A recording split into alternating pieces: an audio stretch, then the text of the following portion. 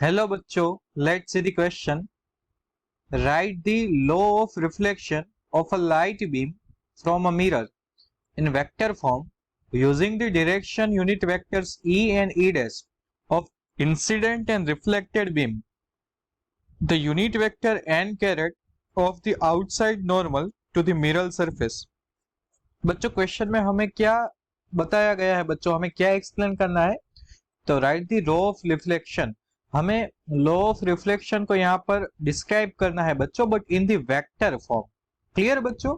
और unit vector जो है इंसिडेंट और रिफ्लेक्टेड के, वो बच्चों ई एंड ई डैश है बच्चों। तो सबसे पहले तो बच्चों हम यहाँ पर की कॉन्सेप्ट लिख लेते हैं कि यहाँ पर कौन सा वाला की कॉन्सेप्ट यूज होगा। की कॉन्सेप्ट यहाँ पर यूज होगा बच्चों लॉ ऑफ रिफ्लेक्शन। क्लियर?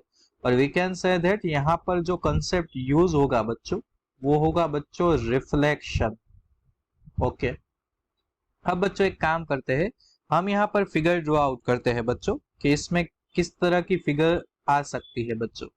तो ये हमारे पास बच्चों एक सरफेस है, रिफ्लेक्टेड सरफेस। क्लियर? और ये हमने यहाँ पर बच्चों ड्रॉ कर दिया है नॉर्मल टू दी सरफेस के, जिसके साथ इंसिडेंट एंड रिफ्लेक्टेड जो रे है बच्चों वो एंगल क्रिएट करते हैं। अब ये बच्चों ये है इंसिडेंट रे और ये है बच्चों रिफ्लेक्टेड रे। क्लियर? ये है रिफ्लेक्टेड रे और ये है इंसिडेंट रे। ये है बच्चों, हम यहाँ पर लिख देते हैं बच्चों, ये है ई। क्लियर? और ये है बच्चों, ये भी है बच्चों ई डैश। अब देखो बच्चों, अब हमें क्या करना है बच्चों, तो सबसे पहली चीज इसमें कंपोनेंट हम यहाँ पर बताएंगे। तो कंपोनेंट हमको क्या पता चलता है कंपोनेंट में, तो मैं यहाँ पर लिख देता हूं बच्चों we see from the figure और from the diagram, we see from the figure that because of law of reflection, that because of law of reflection, the component of the incident unit vector of the incident unit vector E along n caret changes sign of reflection while the component parallel, component ये है बच्चों parallel to the mirror remains unchanged। बच्चों जो parallel component है वो change नहीं होता बच्चों, जो परपेंडिकुलर होता है बच्चों वो चेंज होता है। किस तरह से? तो हम यहाँ पर लिखते हैं बच्चों कि जो इंसिडेंट एंगल है, sorry incident unit vector E is equal to E parallel plus E perpendicular. ये है बच्चों रिजल्ट 1।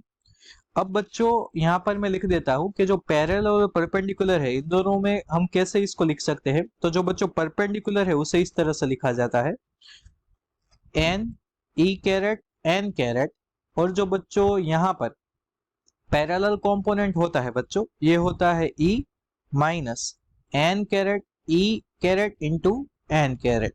क्लियर? अब रिफ्लेक्टेड यूनिट वेक्टर हम कैसे लिखेंगे बच्चों, ये तो क्या था इंसिडेंट यूनिट वेक्टर, ये था बच्चों इंसिडेंट यूनिट वेक्टर। अब आ जाएगा बच्चों यहाँ पर मैं लिख देता हूं बच्चों रिफ्लेक्टेड यूनिट वेक्टर,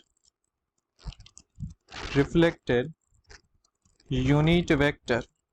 तो reflected unit vector E dash is equal to, चलो पैरेलल एज इट इज रहेगा बच्चों, लेकिन जो परपेंडिकुलर कंपोनेंट है उसकी डायरेक्शन चेंज हो जाएगी। Then E dash is equal to क्या आ जाएगा बच्चों यहाँ पर E caret minus N caret ई कैरेट डॉट एन कैरेट, और ये भी आ जाएगा minus N caret E caret dot N caret. Then finally unit vector E dash is equal to E minus 2n caret e caret डॉट n caret. तो बच्चों यहाँ पर हमें आंसर मिल गया है बच्चों, जो हमें फाइंड करना था बच्चों। हमने यहाँ पर according to law of reflection उसका वेक्टर फॉर्म यहाँ पर हमने डिस्क्राइब कर दिया है बच्चों। सो आई होप बच्चों के आपको सब समझ में आ गया हो बच्चों। सो बच्चों और की concept will lead us to the correct answer. Clear बच्चों? सो आई होप बच्चों you all understood it well. Best of luck.